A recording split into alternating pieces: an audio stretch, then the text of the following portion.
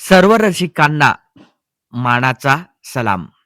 भावांनो, काल प्रत्येक ठिकाणी प्रत्येक अंधशाळेमध्ये ज्या मोठ्या-मोठ्या संस्था असेल, राष्ट्रीय दृष्टीहीन संघ असेल किंवा national association for the blind Delhi, Mumbai या प्रत्येक ठिकाणी काल 4 जानेवारीला लुई ब्रेल जयंतीनिमित्त कार्यक्रम पार पडला. त्याच कार्यक्रमाचा हा कालचा भाग आपण या आपल्या चॅनलवरती प्रसारित करणार आहोत. तर सर्वांनी हा व्हिडिओ नक्की ऐका. कारण की ह्या कार्यक्रमामध्ये आपण अनिल गडवे सर यांचं व्याख्यान या आपल्या चॅनलवरती प्रसारित करणार आहोत भावांनो. तर सर्वांनी हा भाग नक्की ऐका.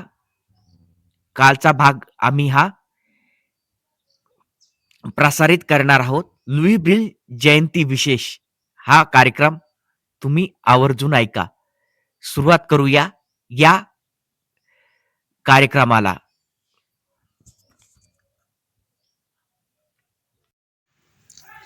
Ringtone volume set to 0%.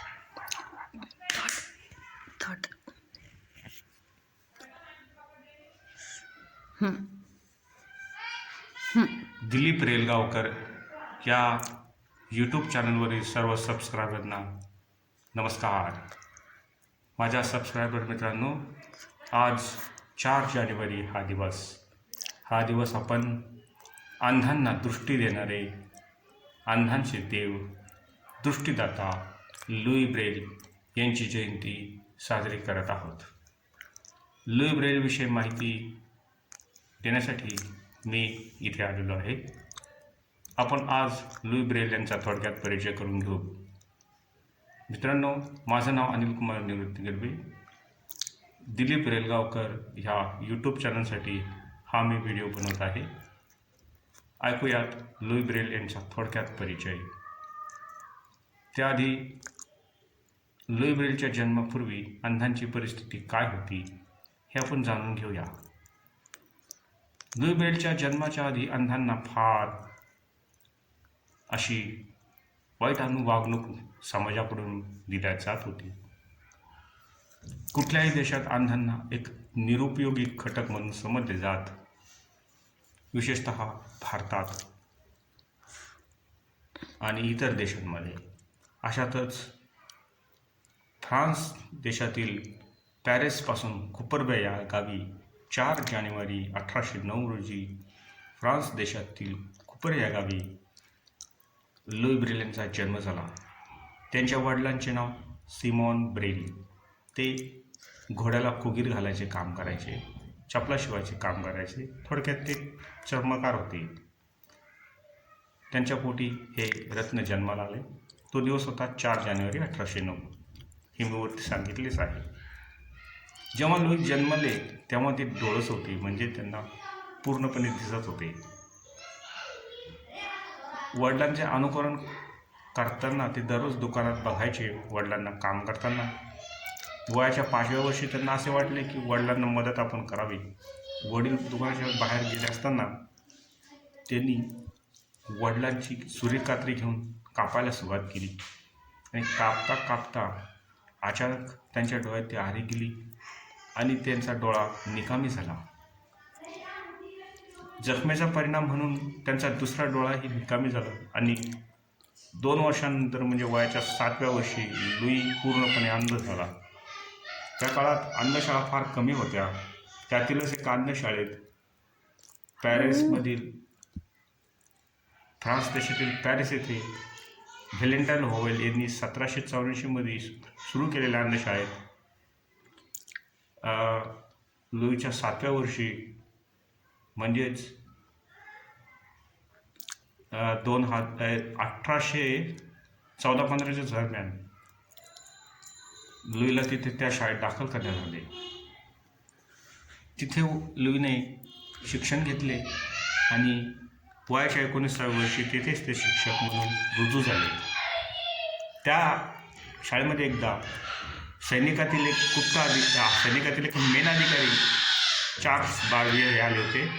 त्यांनी सांगितलं की आम्ही आमच्या सैन्यातील गुप्त हालचाली संबंधासाठी एक लिपी तयार केली आहे. ही लिपीचं नाव आहे 12 टिपांची लिपी. ही लिपी दोन्ही हातांनी वाचल्या जाते. हे ऐकून लुईला आश्चर्य वाटले. त्यांनी ती लिपी त्यांच्याकडून मागून घेतली. त्यांनी ती लिपी वाचण्याचा प्रयत्न केला, पण त्यांना ते शक्य झाले नाही. त्यांनी विचार केला, ही लिपी जर आपण 6 टिंबात केली तर, आणि ह्या विचारानेच ते प्रभावित झाले. खूप वर्ष 2-3 वर्ष मेहनत करून त्यांनी ती लिपी 6 टिंबात केली आणि त्या शाळेतील एका शिक्षकांना 1835मध्ये त्यांनी ती दाखवली. त्या शिक्षकांना ती लिपी खूप आवडली आणि त्यांनी ती लिपी शाळेत शिकवायला मान्यता दिली. पण हे फक्त 5च वर्ष चालले. लुईचे विद्यार्थी घडवले आणि अचानक 1840मध्ये त्या शाळेमध्ये दुसरे एक हेडमास्टर आले. ते म्हणाले, ही लिपी दिसायला चांगली दिसत नाही, हे कागदाला पाडलेलं नुसतं छिद्र आहे, ही लिपी बंद करा. त्यानंतर काही दिवसांनी ती लिपी लगेच बंद झाली. लुई अतिशय दुःख झाले लुईला. त्याने विचार केला, आता हे लिपीचं कसं होणार. असं करता करता अचानक लुईला एका मित्राची, लुईचा एक विद्यार्थी होता, त्याला TB झाला होता. ती TB लुई त्या विद्यार्थ्याची सेवा करता करता अचानक लुईला सुद्धा TBची लागण झाली आणि तो TBने पछाडला गेला. अशातच 6 जानेवारी 1852 हा दिवस उगवला आणि त्याचा सेवा करणारा एक विद्यार्थी लुई त्याला म्हणाला की आता माझे कसे होता, मी आता एक जग सोडून जाणार असं मला वाटतंय, पण माझ्या लिपीचे कसे होणार. त्या विद्यार्थ्यांनी त्याला सांगितलं की मी तुम्हाला वचन देतो गुरुजी, की ही लिपी मी जगात मान्यता प्राप्त असेपर्यंत, माझा जीव असेपर्यंत प्रयत्न करेन ही लिपी जगाला मान्यता मिळावी. त्यानंतर लुईची प्राणज्योत मालवली, तरी ही लिपी जगमान्य झाली नाही.